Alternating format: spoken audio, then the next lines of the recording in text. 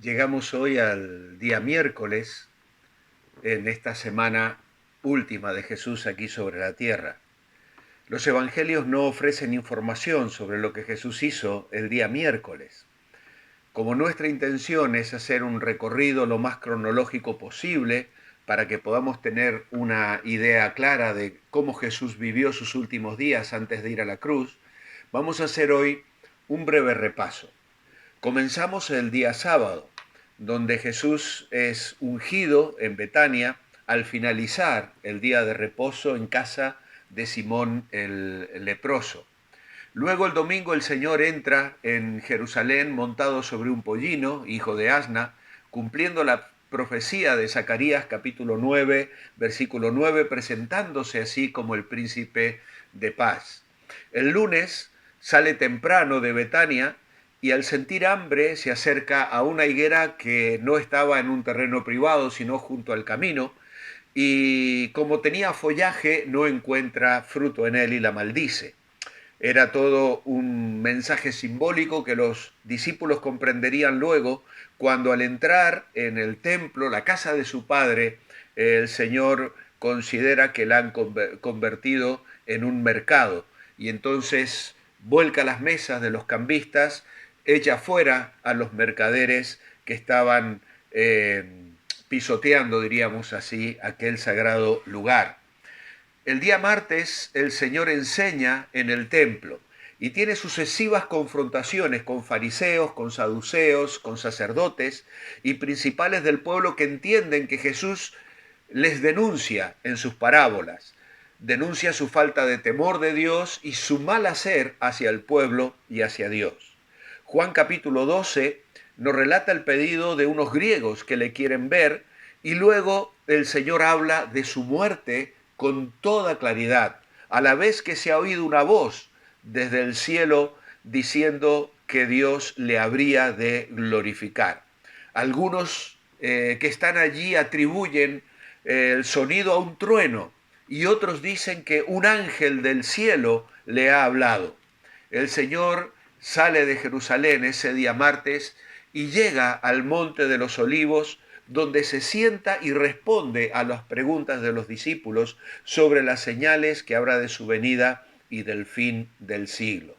En Lucas 21:37 dice que el Señor pasó la noche en el Monte de los Olivos y que por la mañana enseñaba en el templo a donde la gente acudía para oírlo.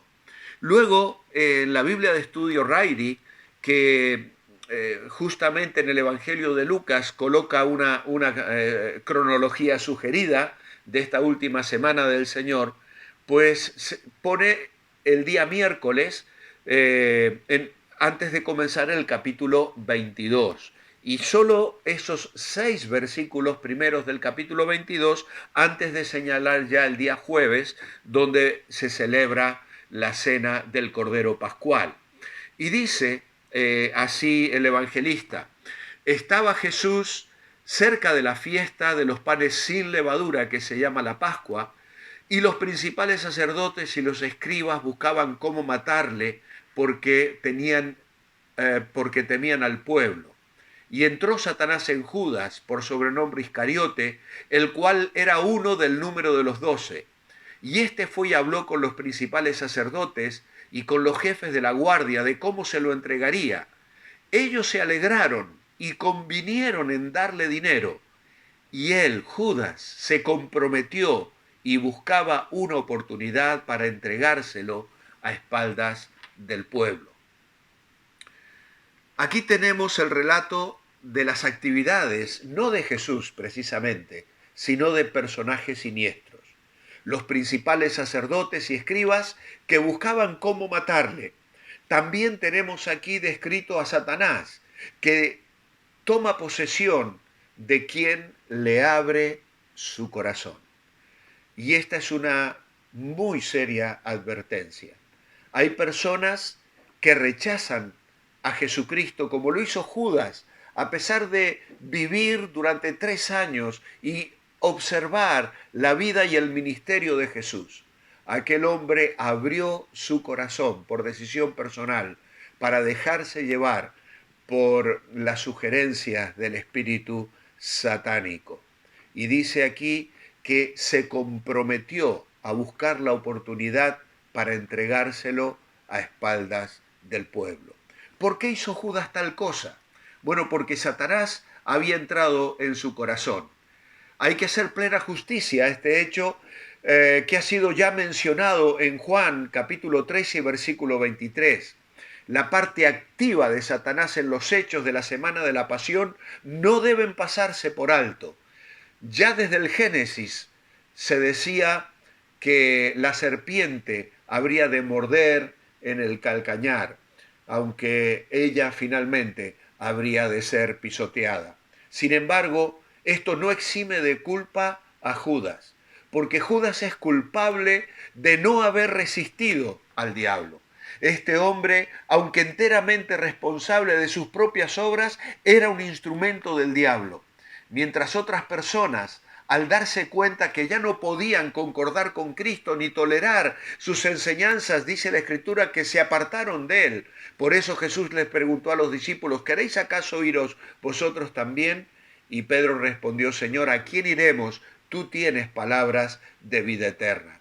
Judas, siendo una persona completamente egoísta, estaba incapacitado para aprender y entender la desinteresada acción de María, que rompe aquel perfume para ungir el cuerpo de Jesús, preparándole para la sepultura. Y él se queja porque era ladrón y porque quería obtener ganancias de la generosidad.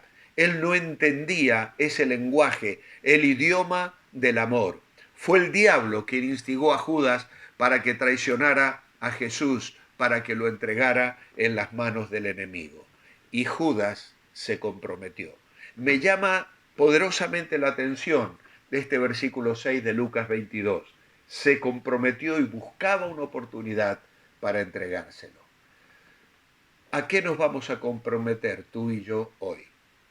Frente a esta Semana Santa, preparándonos para observar las últimas horas de Jesús aquí sobre la tierra antes de morir en la cruz, sabiendo que se encaminaba decididamente a entregar su vida por cada uno de nosotros. ¿A qué nos vamos a comprometer? Quiera el Señor que tú y yo en esta hora podamos tomar el mejor de los compromisos, el de vivir para su gloria y para su honra cada día. Que así sea. Amén.